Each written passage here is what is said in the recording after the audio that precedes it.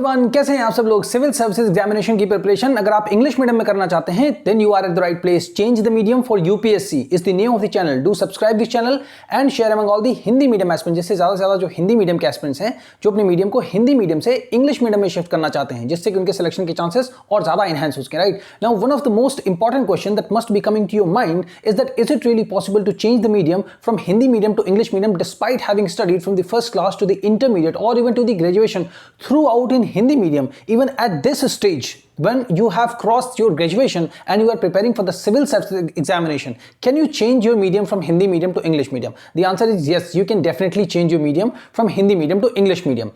इससे आपके सिलेक्शन के चांसेस और ज्यादा एनहांस हो सकते हैं। Right, you have to be extremely practical. आपको बिल्कुल प्रैक्टिकल होना पड़ेगा।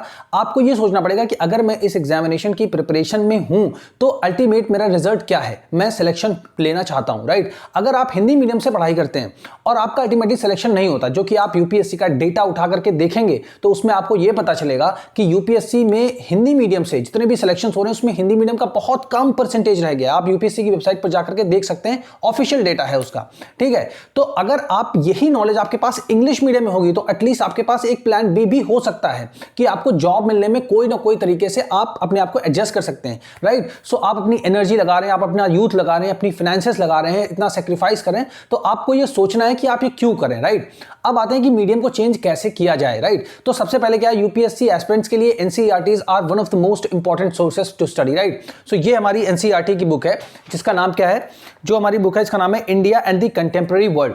ये हमारी वर्ल्ड हिस्ट्री की बुक है, you can see this. Right, ये हमारी वर्ल्ड हिस्ट्री की बुक है, आप इसको देख सकते हो। ठीक है, ये एक बुक जो India and the contemporary world, ठीक है, ये सोशल साइंस की बुक है, आपको इसको लेना है। ठीक है, इस बुक को लेने के बाद क्या है, देखिए ये फर्स्ट जो हमारा इसका चैप्टर है उसका नाम है फ्रेंच रेवोल्यूशन। ये देखिए एनसीईआरटी है, वर्ल्ड हिस्ट्री। ठीक है, और ये फ्रेंच रेवोल्यूशन है और ये उसका थर्ड पैराग्राफ है। अब उसका थर्ड पैराग्राफ कैसे आप देख सकते हैं, देखिए यहां पर जो ये लिखा हुआ है फ्रेंच रेवोल्यूशन लिखा हुआ है। Right, you can see easily French revolution.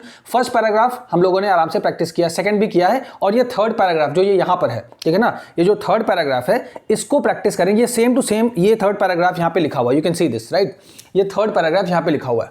अब अगर आप हिंदी मीडियम के स्टूडेंट हैं और आप मीडियम चेंज करना चाहते हो तो फर्स्ट स्टेप क्या होना चाहिए। बहुत सारे लोग सोचते हैं बहुत सारी ग्रामर आनी चाहिए, नो, कोई ग्रामर की जरूरत नहीं है। आप अपने आप को सोच के देखिए, जो इंग्लिश मीडियम का लड़का है, ठीक है, उससे आप अपने आप को कंपेयर करके देखिए। अब आप ऐसे कैसे कंपेयर करेंगे, आप सोचिए जब हिंदी मीडियम का लड़का और इंग्लिश मीडियम का जो बच्चा है, when both of them goes to their respective school, जब वो दोनों अपने अपने स्कूल जाते हैं तो इंग्लिश मीडियम के स्कूल में व्हाट हैपेंस, जो इंग्लिश मीडियम का जो बच्चा होता है ना, वहां जो फैकल्टी मेंबर होते हैं they speak in English. Right, 100%। तो लड़का जो है वो सुनता भी है इंग्लिश में मोस्टली। राइट, तो वो जो सुनता है ना तो उसका इंटेक जो इंग्लिश का है ना दैट इज इन इंग्लिश। और हिंदी मीडियम में क्या है कि वो हिंदी में सुनता है, तो हिंदी में सुनने के बाद आप हिंदी में ही लिखोगे। राइट, वो इंग्लिश में सुनता है इंग्लिश में, तो जैसे ही सुनना, तो that is why listening is most important and then writing also most important. So that is why I try to speak little more in English so that you could feel at least कि हाँ यार English medium में if I am changing so I am feeling at least या I am listening in to English, I am seeing English, okay, I am going to make some notes out of this in to English, at least then you would be able to speak something out of English also. Right, so that is the most important, that you start listening things more and more into English. Okay, listen more and more and then I will be explaining this also in Hindi and English both. Right, क्योंकि हमें step by step change करना है। और आपको अब आपके मन में ये क्वेश्चन होगा, अच्छा अगर चेंज करना तो कितना टाइम लगेगा। राइट, सिर्फ एक बुक आप कोई भी कंप्लीट कर लो, ठीक है ना। इससे पहले मैंने 6th क्लास की एनसीईआरटी कराई है, अवर पास्ट, उसके भी 2-3 चैप्टर मैंने कराए, उसको आप देख लो, ठीक है ना। वो एंशिएंट की है, ये वर्ल्ड हिस्ट्री की है। इसी तरह से अभी स्टार्टिंग में मैं ये करा रहा हूं, उसके बाद अभी स्वदेशी मूवमेंट जो मॉडर्न इंडियन हिस्ट्री के, उसके सारे के सारे टॉपिक बाय टॉपिक में कराऊंगा, जिससे कि अभी आपका एक थोड़ा सा एक लेवल आ जाए कि हाँ मैं चेंज कर सकता हूं, मैं लिख सकता हूं कुछ। राइट, आपको कोई ग्रामर नहीं पढ़नी, बहुत सारी वोकैबुलरीज नहीं याद करनी। अभी जैसे इसमें जो भी वर्ड मीनिंग आएंगे ना उनको मैं समझाता हूं कि कैसे करेंगे आप। ठीक है, देखिए ये फ्रेंच रेवोल्यूशन है, तो first paragraph, second paragraph and third paragraph we have completed. Okay, अब जैसे मैं बोलूँ ना वी हैव कंप्लीटेड, तो आप इसमें ये मत जाओ कि वी प्लस उसके साथ हैव, फिर उसके साथ थर्ड, आप सिर्फ कीवर्ड पकड़ो। कंप्लीटेड बोला ना, जैसे मैंने पूरा सेंटेंस बोला वी हैव कंप्लीटेड, तो आपको इतना तो पता है ना, हिंदी मीडियम में कितने ही बच्चे हो उनको इतना तो पता है कि कंप्लीटेड मतलब हो गया, मतलब हाँ कोई काम हो गया, कंप्लीट हो गया। ठीक है, तो आप वर्ड, एक वर्ड पकड़ो बस, खाली सारे वर्ड नहीं समझने आपको, बस समझो हाँ इन्होंने बोला कंप्लीटेड मतलब कुछ हो गया, कोई काम कंप्लीट हो गया, है ना, ऐसा रखो आप। तो अब देखें यहां से, द डेज दैट फॉलोड। अब जैसे मान लो कोई हिंदी मीडियम का बच्चा रीड करेगा द डेज दैट फॉलोड, तो सबसे पहले मानेंगे दी मतलब क्या होता है, डेज तो चलो मतलब दिन होता है, दैट फॉलोड, अब ये दैट फॉलोड क्या है, ठीक है। तो आपको ना इनके अलग अलग मीनिंग नहीं याद करने हैं, इनके आपको इसको समझो फ्रेज, ठीक है ना। इंग्लिश में एक चीज होती है फ्रेज, फ्रेज का मतलब ये होता है कि कोई ऐसा सेंटेंस जिसका मीनिंग तो निकल के आ रहा हो बट कंप्लीट मीनिंग निकल के नहीं आ रहा हो। जैसे मैं बोलूं आई एम, मैं हूं, तो मैं क्या हूं, है ना, मैं क्या हूं। आई एम स्टूडेंट, अगर मैं बोल दूं I am student, I am faculty, ठीक है ना, आई एम सिंगर, तो पूरा का पूरा सेंटेंस का मीनिंग निकल के आ रहा है कि हाँ मैं सिंगर हूं, ठीक है। अब बोल दूं आई एम, मैं क्या हूं, मैं हूं लेकिन मैं क्या हूं, तो आई एम जो है ना वो एक फ्रेज है। तो वैसे ही यहां पर जैसे यहां से यहां तक आपने पढ़ा द डेज दैट फॉलोड, तो इसका मतलब हो जाएगा कि ये एक फ्रेज है, क्योंकि द डेज दैट फॉलोज की जो दिन हुए, जो दिन हुए उनमें हुआ क्या, उनमें हुआ क्या, ठीक है ना। तो अब यहां से हम देखेंगे, इससे पहले जो 2 पैराग्राफ थे उसमें क्या है कि रेवोल्यूशन स्टार्ट होती है, ठीक है ना, लोग जाते हैं, बास्तिल का एक फोर्ट होता है, ये जैसे मान लीजिए आप ये फ्रांस है, ठीक है ना, ये फ्रांस है, फ्रांस में ये आपका पेरिस, उसके ईस्टर्न पार्ट में ये जो हिस्सा है यहां पे है बास्तिल फोर्ट, ठीक है ना, यहां पे है बास्तिल फोर्ट, यहां पे जनता जाती है और अटैक करती है, ठीक है ना। अब उसके बाद अब जब अटैक हो गया तो उसके अंदर से जितने भी सैनिक थे उनको निकाल लिया उन्होंने, जितने भी आम आदमी थे जो उसके अंदर थे, ठीक है ना, उनको निकाल लिया। अब उसके बाद यहां से स्टार्ट होता है, अब बताया जा रहा है the days that followed saw more rioting both in Paris and country side, ठीक है। अब यहां से यहां तक हम केवल देखते हैं कि यहां से यहां तक का क्या मीनिंग निकल के आता, ठीक है। द डेज दैट फॉलोड, अब इसका मतलब क्या है, कोई घटना लगातार हो रही है ना, कोई घटना लगातार हो रही है, तो जो घटना लगातार हो रही है तो द डेज दैट फॉलोड, अब आपको ना इसका सिर्फ एक मीनिंग, आपको इसका मीनिंग ऐसे समझना है कि द डेज दैट फॉलोड, तो आने वाले दिनों में इसका मतलब होगा, आने वाले दिनों में, आने वाले दिनों में, ठीक है, इधर भी इसको लिख देता हूं, आने वाले दिनों में, आने वाले दिनों में, ठीक है। द डेज दैट फॉलोड मतलब अभी जैसे यहां पर अटैक हुआ, ठीक है ना, आम जनता ने अटैक किया इस पे, ठीक है। अब इसके अंदर जो भी आम जन थे उनको निकाल लिया बाहर, तो अब ये घटना घटी। अब उसके बाद आने वाले जो कुछ दिन हैं उनमें क्या होने वाला है वो यहां पर बताया जा रहा है 3rd पैराग्राफ में, ठीक। The days that followed saw more writing, इसको पढ़ते हैं राइटिंग, ठीक है ना, राइटिंग इसको ऐसे बोलते हैं, प्रोनाउंसिएशन का ऐसे करते हैं, ठीक है ना, प्रोनाउंसिएशन ऐसे करते हैं राइटिंग। तो इसका मतलब क्या हो जाएगा, दंगा हो जाएगा, दंगा या हिंसा भड़कना, ठीक है ना। वहां पर आपके इंपॉर्टेंट वर्ड मीनिंग्स पे लिखे हुए सारे, ठीक है। सो मतलब देखा, मोर मतलब ज्यादा, आपको कुछ सोचना ही नहीं है कि हमें पहले से पढ़ना है या लास्ट से पढ़ना है, एक सेंस निकालना है, सेंस डेवलप करना है बस आपको, ठीक है ना। कुछ दिन आपको ऐसे प्रैक्टिस करनी है, उसके बाद automatically you be able to understand things better, alright. So the days that followed, तो आने वाले दिनों में, आगे आने वाले दिनों में, ठीक है ना। सो दैट फॉलोड मतलब आगे आने वाले दिनों में, ठीक है। So more rioting both in Paris and the countryside, तो कंट्री साइड मतलब क्या होता है, गांव का क्षेत्र जो होता है, ठीक है ना। सो आने वाले दिनों में और ज्यादा दंगा, ठीक है ना, और ज्यादा मतलब यहां पे मोर मतलब ज्यादा, ठीक है ना, ज्यादा हिंसा देखी गई, कहां देखी गई, बोथ मतलब दोनों में, कहां पर, पेरिस जो सिटी थी और एंड द कंट्री साइड और गांव के क्षेत्र में ना, आने वाले दिनों में। अब देखिए आपको इसका मीनिंग पता चल गया, अब आपको सेंटेंस तो लिखना आता ही है, ऐसा सेंटेंस लिखना कि बस उसका मीनिंग समझ में हमें आ जाए, ठीक है ना। हमें एक्सपर्टीज, हमें यहां पे वो नहीं करना कि ट्रांसलेशन की हमें बहुत मास्टरी हासिल करनी, नहीं, हमें समझना है कि हम इंग्लिश मीडियम की बुक को पढ़ना शुरू करें और इंग्लिश में ही पढ़ के समझ लें और उसी से नोट्स बना लें, है ना। तो आने वाले दिनों में पेरिस और गांव के क्षेत्र में मोर मतलब ज्यादा हिंसा देखी गई, ये ज्यादा हिंसा हुई या देखी गई, ठीक है। यहां से यहां तक बिल्कुल क्लियर। जैसे जैसे आपको एक एक वर्ड समझ में आता जाएगा ना, आपको मीनिंग समझ में आता जाएगा, ठीक है। मोस्ट पीपल मतलब ज्यादातर लोग were protesting against the high price of bread. अब यहां से यहां तक पढ़ते हैं, ठीक है ना। अब मोस्ट पीपल मतलब क्या, ज्यादातर लोग, ठीक है, सिंपल लिख लेते हैं, ज्यादातर लोग। अब ये सब आम जनता की ही बात हो रही, क्योंकि अब रेवोल्यूशन हो रही है तो उसमें कोई आसानी से तो काम होगा नहीं, ठीक है ना।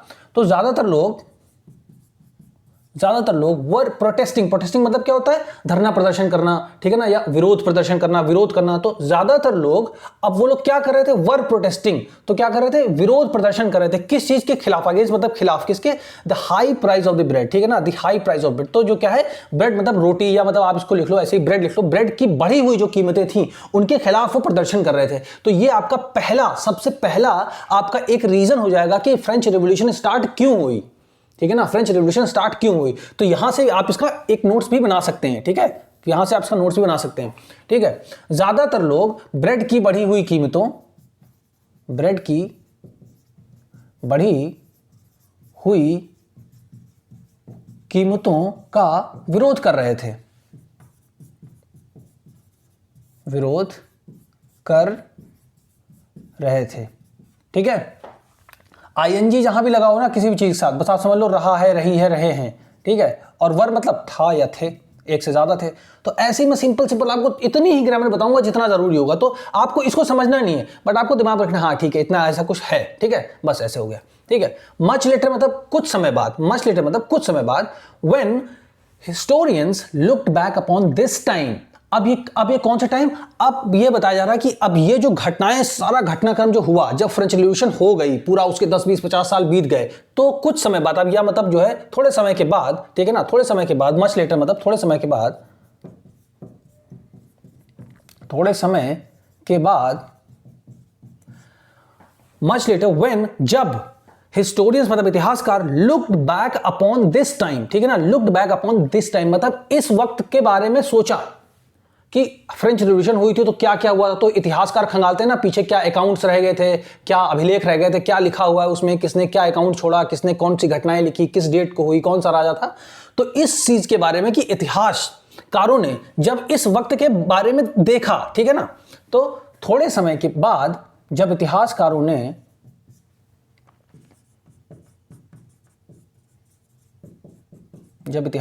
ने इस समय के बारे में सोचा, समय के बारे में देखा या सोचा, हमें सिर्फ सेंस निकालना है, ठीक है ना, इस समय के बारे में सोचा, they saw it as the beginning of a chain of events, ठीक है ना। अब जैसे looked back upon this time, तो क्या है, इस समय के बारे में देखा, ये इसका मतलब है। तो ऐसे अगर आप इसको लिख लोगे ना, जब आप इसको नोट्स बनाओ, ये वर्ड मीनिंग आपके रियल बनेंगे, ठीक है। अब इससे क्या होगा, अब आपको इसी बुक में यही सेंटेंस बहुत जगह मिलेगा, तो जैसे ही आपको दिखेगा आप तुरंत समझ जाओगे इसका मतलब ये है, फिर आप आगे बढ़ जाओगे और आपको सही सेंस भी समझ में आएगा, अच्छा इसी कंटेक्स्ट में, इसी संदर्भ में ये चीजें लिखी गई हैं, राइट। अभी इसके बाद हम इंग्लिश स्पीकिंग की प्रैक्टिस भी करेंगे एट द एंड, की कैसे हम शुरू कर सकते हैं, है ना। ये हो गया, दे सॉ इट, दे मतलब किसने, इतिहासकारों के बारे में बताया जा रहा है, तो दे सॉ इट मतलब उन्होंने, अब यहां पे इनको उन्होंने लिख देंगे, है ना, उन्होंने, सो उन्होंने देखा, है ना, they saw it as the beginning of a chain of events. तो उन्होंने इसको किस रूप में देखा, उन्होंने देखा एक घटनाओं की श्रृंखला की शुरुआत के रूप में देखा, है ना। तो उन्होंने इसे मतलब फ्रेंच रेवोल्यूशन को, है ना, फ्रेंच रेवोल्यूशन को कई घटनाओं की श्रृंखला के रूप में, इसे कई घटनाओं की श्रृंखला के रूप में देखा। अब आपको यहां पे ना ऐसे इसको लिख लेना, ये भी आपका एक वर्ड मीनिंग हो गया इंपॉर्टेंट, ये यहां से यहां तक, the beginning of a chain of events. तो आपने जैसे ही इसको लिखा देखोगे, अब ये हर रेवोल्यूशन में आपको मिलेगा, जितनी भी रेवोल्यूशन आप वर्ड हिस्ट्री में, मॉडर्न हिस्ट्री सब कुछ पढ़ोगे, उसमें आपको ये लाइन जरूर मिलेगी और बार बार मिलेगी, किसी भी बुक में पढ़ोगे आप, स्टैंडर्ड बुक पढ़ो, एनसीईआरटी पढ़ो, कहीं पढ़ो, ठीक है। So the beginning of a chain of events, तो मतलब कई घटनाओं की श्रृंखला की शुरुआत के रूप में, है ना, श्रृंखला की शुरुआत के रूप में देखा, ठीक है, कि फ्रेंच रिवॉल्यूशन, अच्छा अकेली घटना नहीं थी, बहुत सारे इवेंट उसमें इन्वॉल्व थे। कौन कौन से, राजा कौन सा था, डेस्पोटिक रूलर था, ठीक है ना, वहां पे क्या था, तानाशाही थी, लोकतंत्र नहीं था, ठीक है ना, वुमेन को राइट नहीं मिले हुए थे, ठीक है ना, और प्राइसेस बहुत ज्यादा हाई थे ब्रेड के, आम आदमी के ऊपर बहुत ज्यादा इन्फ्लेशन, बहुत ज्यादा महंगाई थी, तो मतलब कई सारे इश्यूज थे। तो उन्होंने देखा कि कई सारे इश्यूज जो थे उसी श्रृंखला में एक शुरुआत हुई, तब जाकर के फ्रेंच रिवॉल्यूशन हुई अल्टीमेटली, अंततः, है ना, ये हो गया। फिर that ultimately led to the execution of the king in France, ठीक है ना। अब देखिए यहां पर क्या है, जिससे जो कि मान लीजिए यहां पे जो कि जो कि इसका मतलब हो जाएगा जो कि अल्टीमेटली, जो कि अंततः अब देखिए यहां पे क्या लिखा है, द किंग इन फ्रांस, है ना, फ्रांस का राजा, है ना, फ्रांस में राजा की मृत्यु का कारण बना। लेट टू मतलब क्या होता है, कारण बनना, ठीक है, इसका आप मतलब जरूर लिख लो, इसको आप नोट कर लो। लेट टू मतलब क्या होता है, इसका कारण बना, ठीक है ना, जो कि अंततः फ्रांस में, अब फ्रांस को इंग्लिश में लिखो आप, है ना, फ्रांस में राजा की मृत्यु का कारण बना। एग्जीक्यूशन मतलब मृत्यु करना या मार देना, मर्डर करना, है ना, राजा की मृत्यु का कारण बना, ठीक है, यहां से यहां तक हो गया, ठीक है। एग्जीक्यूशन मतलब मृत्यु करना या मारना, मर्डर करना, ठीक है। द किंग इन फ्रांस, दो मतलब होता है यद्यपि या हालांकि, ठीक है, जो सेंटेंस में सही बैठ जाए उसका मतलब यहां से निकालो, ठीक है। इसको आप सर्च मत करो गूगल पे। दो most people at the time did not anticipate this outcome, ठीक है। आउटकम मतलब क्या होता है, रिजल्ट, कि क्या, जैसे आप यूपीएससी की प्रिपरेशन कर रहे हो, आपका प्री में सिलेक्शन हुआ कि नहीं हुआ, तो वो रिजल्ट आया, तो आउटकम क्या आया, प्री का आउटकम क्या आया, प्री का आउटकम क्या आया, मेंस का आउटकम क्या आया, इंटरव्यू का आउटकम क्या आया, है ना। आप इतनी मेहनत करो, उसका आउटकम आ रहा है कि नहीं आ रहा डेली, है ना, तो क्या रिजल्ट आ रहा है बेसिकली, ठीक है। दो यद्यपि मोस्ट पीपल, है ना, यद्यपि या हालांकि ज्यादातर लोग, मोस्ट पीपल मतलब ज्यादातर लोग, एट द टाइम उस समय, है ना, एट द टाइम मतलब उस समय, है ना, उस समय मतलब जब ये घटनाएं हो रही थी, ठीक है ना, प्राइसेस बढ़े हुए थे, जनता प्रदर्शन कर रही थी, विरोध कर रही थी फ्रांस में, और जो है गांव के साइड में भी सारे लोग आ गए, ठीक है ना, तो उस वक्त की बात की जा रही है। सो दो मोस्ट पीपल, तो ज्यादातर लोग उस समय, डिड नॉट एंटिसिपेट मतलब यहां पे क्या होता है, सोचा, एंटिसिपेट मतलब होता है सोचा। अब यहां पे डिड नॉट एंटिसिपेट जहां पर भी लिखा हो, सोचा नहीं था। ज्यादातर लोगों ने हालांकि ज्यादातर लोगों ने उस समय ये नहीं सोचा था, कौन सा मतलब क्या नहीं सोचा था, दिस आउटकम की मतलब ऐसा रिजल्ट आएगा कि राजा की हत्या तक हो जाएगी, है ना, ये मतलब है। तो ज्यादातर लोग उस वक्त, अब यहां से देखिए, हालांकि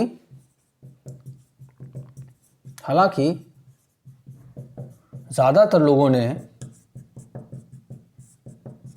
ने ऐसे परिणाम की उम्मीद नहीं की थी, ऐसे परिणाम की उम्मीद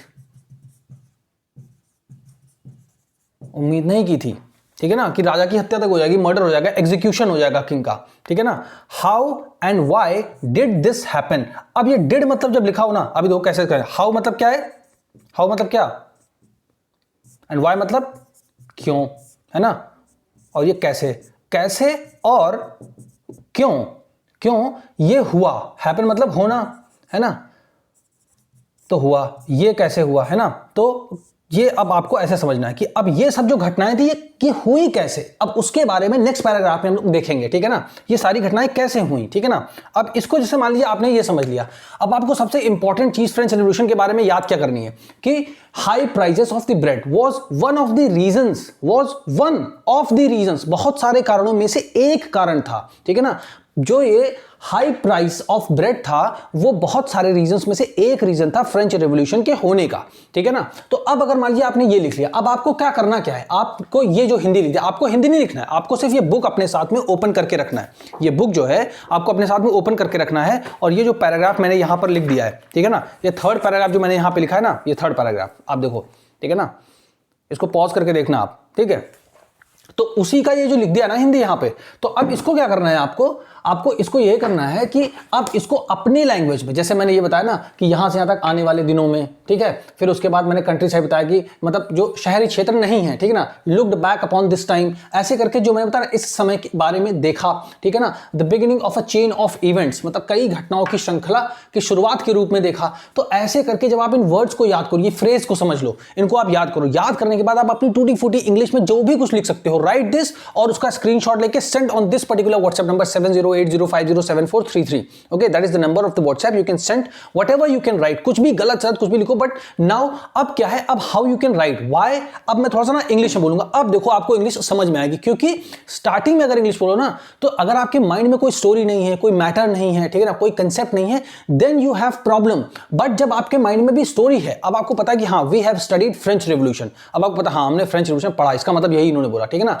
तो इंग्लिश में क्या है, सिर्फ आपको वर्ड्स पिकअप करने, कुछ वर्ड्स जो मैं बोल रहा हूं ना उसमें से कुछ वर्ड्स को पिकअप करना और समझ लेने कि हाँ यही इसका मतलब है, बस यहीं से सेंस की शुरुआत होती है। अदरवाइज आप बोलोगे ही takes tea, they take tea, I go to market, they go to market, I go to eat paratha, and actually they go to actually buy that book, and he is studying Laxmikant. वो ऐसे ऐसे sentences छोटे छोटे, इनका कोई आगे पीछे से रिलेशन नहीं है, आपको कभी समझ में नहीं आएगा, आप कभी बोल नहीं पाओगे, आपको लगेगा मैं बोलूं बट कॉन्फिडेंस नहीं आएगा. But actually here what happens is that now I am speaking English. Okay, so we will be revising also. Okay, so we have studied the French revolution, and from where we are studying French revolution, we are studying the French revolution from this particular book, that is the India and the contemporary world. Okay, so this is the 9th class NCERT word class. Okay, so this is the word history we are studying, and in this word history we are studying about the French Revolution. So how French Revolution started, what was the reasons for the French Revolution to begin, right? And why French Revolution has started? So there were one of the reasons among so many reasons, that there was the high prices of the bread, and the people of the villages were not satisfied because they were not able to eat something, because they did not have that much money to satiate their hunger, right? So that is why they started protesting. So that is why they started protesting. And where they started protesting? They started protesting in the capital of the France, that is the Paris. Okay, there they started protesting. Once they started protesting in the France, and then that particular protest and the revolution started getting spread.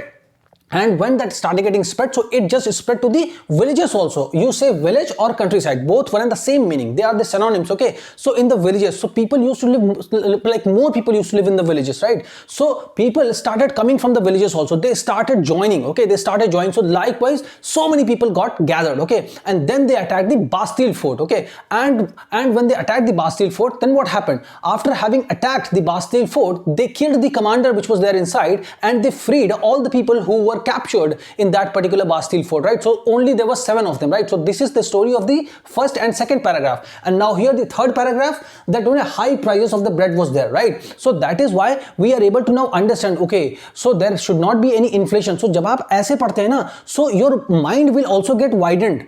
Your mind will also get widened that, okay, when I'm studying, so I am preparing for the UPSC examination, IAS examination. So tomorrow if I become an IAS officer, so I need to also look at the kind of policies that I am going to make, or if I have an opportunity to make these kind of policies, so inflation should always be under control. Otherwise there may be some kind of revolution. If the inflation goes out of control, अगर महंगाई बहुत ज़्यादा हो जाती है, right? If the inflation goes out of control, then there are chances that people might revolt against the state, against the Indian state also. Right, so we'll have to make these. So that is why we have the RBI. Okay, so here it is not that we have to read the word history, just it is coming in the examination. No, we'll have to understand also, right? Because this is the complete scenario we are studying, right? So this is how you should just try to speak, and then you memorize the word, the beginning of a chain of events. So you can write the introduction also. How you can write the introduction?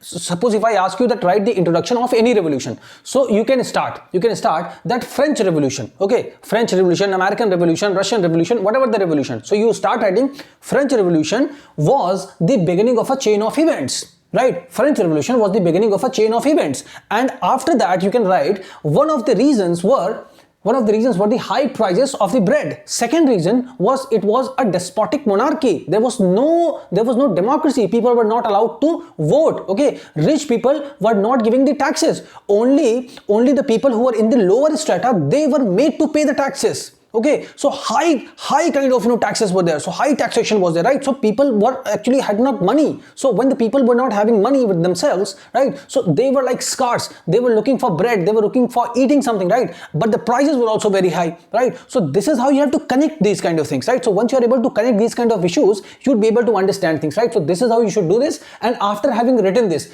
आप ये हिंदी देखो, इसमें आपको English medium की book लेकर रखनी है, right? आपको इंग्लिश में ही लिखो, whatever you can write it in English and send on this particular WhatsApp number, and then start speaking. Now you have this story in your mind, right? So this story will help you. Okay, French Revolution, why French Revolution happened, what is the reason, right? So high prices of bread. So French Revolution happened because of high prices of the bread. And why high? Then you start making few sentences from your side, that people were so poor, right? Okay, so they were not having anything to eat. Okay, they were not having anything to eat, so that is why they started revolting. Likewise, make stories, speak something like that, and speak and record that in the form of the voice notes and send on this particular WhatsApp number also. All right, so see you in the next one. आप इसको Hindi medium जो aspirants हैं, जो अपने medium को change करना चाहते हैं, हिंदी मीडियम से इंग्लिश मीडियम में शिफ्ट करना चाहते हैं, जिससे कि उनके सिलेक्शन के चांसेस और ज्यादा इनहैंस हो सके। हिंदी मीडियम के अगेंस्ट कुछ नहीं है, मेरा सिर्फ एक ही मोटो है कि जो हिंदी मीडियम के एस्पिरेंट्स हैं ज्यादा से ज्यादा उनके सिलेक्शन का रेशियो और ज्यादा इंक्रीज हो सके। अगर 1000 सीट्स आती हैं तो कम से कम 400 500 हिंदी मीडियम के 600 700 स्टूडेंट, क्योंकि ज्यादा से ज्यादा जो एस्पिरेंट्स होते हैं हिंदी मीडियम के वो यूपी, बिहार, छत्तीसगढ़, झारखंड, ठीक है ना, इन्हीं स्टेट से होते हैं और इनमें बहुत ज्यादा आबादी में लोग जाते हैं सिविल सर्विसेज की प्रिपरेशन करने। बट रिजल्ट जब आप देखते हैं तो 2 4 5 10 20 लोग का होता है selection, right. So this is not a good. सो एक ही एम है कि हिंदी मीडियम से इंग्लिश मीडियम में शिफ्ट करिए जिससे कि चांसेस आपके सिलेक्शन के और ज्यादा एनहांस हो जाए, राइट। सो आपसे मिलते हैं नेक्स्ट वीडियो में।